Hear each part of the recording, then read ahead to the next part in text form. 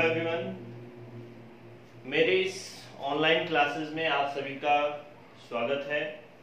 और भारतीय भूगोल इंडियन ज्योग्राफी के जो मेरे द्वारा चैप्टर पढ़ाए जा रहे हैं उसी सीरीज में आज हम बात करेंगे। हमारा जो टॉपिक है अपवाह। अपवाह अक्सर जब मैं क्लासरूम में जाया करता हूं तो वहां जाते ही जब अपवाह पे बात होती है मैं बच्चों से पूछता हूं कि अपवाह क्या है, तो बच्चों से ज्यादातर मुझे जवाब मिलता है अपवाह मतलब झूठी खबर। तो हमें अपवाह और अफवाह में अंतर समझना है। तो मैं चाहूंगा कि आज हम इस टॉपिक को बहुत अच्छे ढंग से क्लियर करें। अपवाह, अपवाह का मतलब होता है वाह मतलब बहना। अपवाह सीधे सीधे शब्द से ही क्लियर हो रहा है कि बहना मतलब कोई लिक्विड चीज है, नदियां बह रही हैं। तो नदियों का जो बहाव है वो ही अपवाह होता है। नदियां या छोटी नदियां, बड़ी नदियां जो भी होती हैं वो जब बहती हैं तो उसे हम अपवाह कहते हैं। अब जो अपवाह होता है वो वहां की जो भौगोलिक आकृतियां होती हैं उस पे उसके प्रतिरूप अलग अलग प्रकार के हो जाते हैं। आपको इससे पहले वाले जो चैप्टर है उसमें मैंने बताया भारत का जो भौगोलिक स्वरूप है उसको हमने जब 6 भागों में बांटा था। हिमालय क्षेत्र और उत्तर का मैदान, प्रायद्वीपीय जो पठार है, और आपका मरुस्थलीय क्षेत्र है, द्वीपीय क्षेत्र है, तटीय क्षेत्र है। इस तरह से भारत का जो भौगोलिक स्वरूप है वो विभिन्न आकृतियों वाला है। तो जाहिर सी बात है कि यहाँ पर जो नदियों का अपवाह होगा, नदियों का जो बहाव होगा, उसकी भी आकृतियां अलग अलग होंगी। तो उसी चीज पर आज हम बात करेंगे, अपवाह क्या है। तो अगर हम बात करें अपवाह, सबके समझ में आ गया होगा कि नदियों का जो बहाव है वो अपवाह है, और अपवाह के भौगोलिक जो बनावट होती है उसके आधार पर अलग अलग प्रतिरूप होते हैं। तो भारत में अगर अपवाह प्रतिरूपों की बात की जाए तो मुख्य रूप से 4 प्रकार के अपवाह प्रतिरूप देखने को मिलते हैं। भारत में जो नदियों का अपवाह प्रतिरूप है वो मुख्य रूप से 4 प्रकार का है। पहला जो अपवाह प्रतिरूप हम देखेंगे वो देखेंगे द्रुमाकृति अपवाह प्रतिरूप या वृक्षाकार अपवाह प्रतिरूप। द्रुमाकृति का मतलब है कि इसे वृक्षाकार के प्रतिरूप के रूप में भी हम जानते हैं। यह प्रतिरूप वृक्ष जैसा दिखाई देता है। आप देख रहे होंगे ये वृक्ष की शाखाओं जैसा ये प्रतिरूप दिखाई दे रहा है।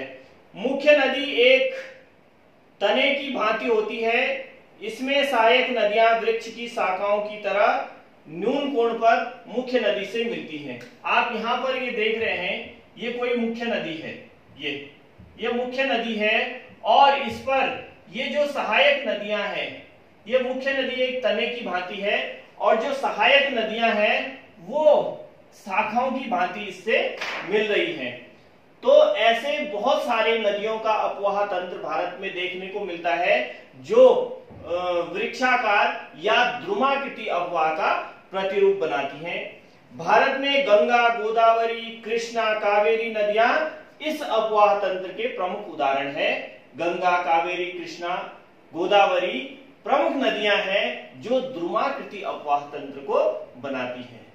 तो इस तरह से ये पहला जो हमने पढ़ा द्रुमाकृति अपवाह तंत्र, और आप इस फिगर से इसको समझ सकते हैं। दूसरा अपवाह तंत्र हमें देखने को मिलता है जालीनुमा अपवाह प्रतिरूप। जालीनुमा अपवाह प्रतिरूप का मतलब है कि यहां पर नदियों का समकोण प्रतिरूप होता है। यह अपवाह प्रतिरूप ऐसे क्षेत्रों से विकसित होता है जहां कठोर और मुलायम चट्टानें समांतर पाई जाती हैं। इसमें सीधी लंबी घाटियां होती हैं और सहायक नदियां मुख्य नदी में और आपस में समकोण में मिलती हैं। इस प्रतिरूप में नदियों की व्यवस्था एक समकोण चतुर्भुज जैसी होती है इसे जालीनुमा अपवाह तंत्र कहते हैं। आप देख रहे हैं कि यहाँ पर जो हमने दिखा रखी है, कुछ कठोर चट्टानें हैं और कुछ जो है मुलायम चट्टानें हैं। तो उनसे जो है ये अपवाह तंत्र एक संपूर्ण रूप में आपको देखने को मिलता है। नदियां एक दूसरे को समकोण पर एक दूसरे से मिलती हैं। तो इस अपवाह तंत्र को हम जालीनुमा अपवाह प्रतिरूप कहते हैं। अगला जो तीसरा है वो है आयताकार अपवाह प्रतिरूप। यहां आप देख रहे हैं कि जो नदियां हैं, वो जो मुख्य नदी होती हैं उसमें जब सहायक नदियां समकोण पर मिलती हैं, यहां पर आप देख रहे हैं ये मुख्य नदियां हैं, ये प्रत्येक मुख्य नदी दूसरे नदी से समकोण पर मिलती है और इस प्रकार का अपवाह प्रतिरूप स्थल संधित चट्टानों भूभागों पर विकसित होता है। इसकी जो प्रमुख नदियां हैं वो कोसी नदी, वो उसकी सहायक नदियां इस अपवाह तंत्र का प्रमुख प्रतिरूप है। आयताकार अपवाह तंत्र का अगर आप प्रतिरूप देखेंगे तो जो कोसी नदी है बिहार में, वो इसका प्रमुख उदाहरण है। तो इस तरह से तीन अपवाह तंत्र ये हो गए, ध्रुमाकृति अपवाह तंत्र, जालीनुमा अपवाह तंत्र, आयताकार अपवाह तंत्र, और एक और अपवाह तंत्र है अरीय अपवाह तंत्र। अरीय अपवाह तंत्र में आप देख रहे होंगे कि इस प्रकार के प्रतिरूप में नदियां एक केंद्रीय शिखर या गुंबद से सभी दिशाओं में साइकिल के पहिए की तिलियों की तरह बहती है। ऐसा अपवाह प्रतिरूप उच्च भूमि जैसे ज्वालामुखी पर्वत पर विकसित होता है। और आपको बता दें कि अमरकंटक पर्वत से निकलने वाली नर्मदा और सोन नदी इस प्रकार के अपवाह तंत्र का प्रमुख उदाहरण है। नर्मदा और सोन नदी यहाँ पर अमरकंटक की पहाड़ियों से निकलती है। तो ये देख रहे हैं आप, यहाँ पर एक उच्च शिखर है, वहां से नदियां ये अलग अलग दिशाओं में बह रही हैं। जैसे एक साइकिल का टायर होता है, वहां से जो उसकी तिलियां होती है वो विभिन्न दिशाओं में जो है एक केंद्र बिंदु से बढ़ती हैं। तो इस प्रकार की जो नदियां ऐसा तंत्र बनाती हैं उसे कहते हैं अरीय अपवाह तंत्र। तो हमने अपवाह को समझा और भारत में जो चार प्रकार के प्रमुख अपवाह तंत्र हैं, जो नदियां प्रमुख अपवाह तंत्र बनाती हैं, उनमें पहला ध्रुमाकृति अपवाह तंत्र, दूसरा जालीनुमा अपवाह तंत्र, तीसरा आयताकार अपवाह तंत्र और चौथा अरीय अपवाह तंत्र को हमने समझा है। तो इस तरह से जो है नदियां विभिन्न प्रकार की अपवाह तंत्र भारत में निर्मित करती हैं, वहां की भू आकृतियों के अनुसार। आपको कुछ और बातें बता दें कि विश्व की सबसे बड़ी जो अपवाह द्रोणी है, अपवाह द्रोणी का मतलब होता है कि जो नदी होती है, मुख्य नदी, वो अपने साथ जो जितना सारा प्रवाह उसका अपने वेग होता है, जितना उसका उसमें पानी होता है, वो उसका अपवाह द्रोणी कहलाता है। उसका जो क्षेत्र होता है वो अपवाह द्रोणी कहलाता है। तो विश्व की जो सबसे बड़ी अपवाह द्रोणी है वो है अमेजन नदी, और भारत में सबसे बड़ी अपवाह द्रोणी है गंगा नदी। इस चीज को आप ध्यान रखेंगे। अपवाह तंत्र का नियंत्रण मैंने पहले ही बता दिया कि भौगोलिक जो आकृतियां होती है वो अपवाह तंत्र का नियंत्रण करती हैं। अब थोड़ी बात करते हैं भारत में जो नदियां हैं, वो उद्गम के अपवाह पर भारत की नदियों को दो तंत्रों में विभाजित किया गया है। दो प्रमुख तंत्र है, एक है हिमालयी नदियां, नंबर एक है हिमालयी नदियां।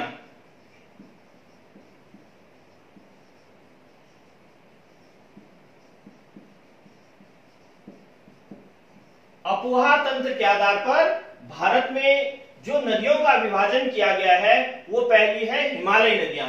आप देख सकते हैं कि भारत में उत्तर में पूरा यहां पर जम्मू कश्मीर से लेकर के अरुणाचल प्रदेश तक ये हिमालय पर्वत श्रेणी है, और इनसे जितनी भी नदियां इस हिमालय से निकलती हैं वो हिमालयी अपवाह तंत्र के रूप में जानी जाती है। दूसरा जो अपवाह तंत्र है वो है प्रायद्वीपीय नदियां।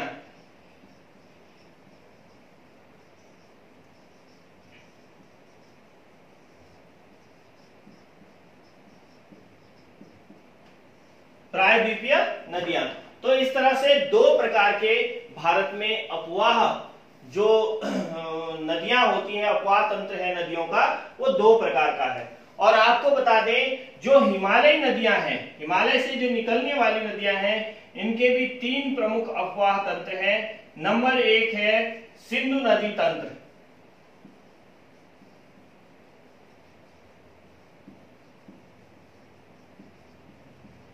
सिंधु नदी तंत्र।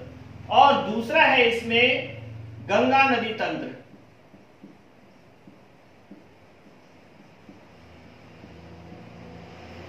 पहला सिंधु नदी तंत्र, दूसरा गंगा नदी तंत्र और तीसरा है इसमें ब्रह्मपुत्र नदी तंत्र।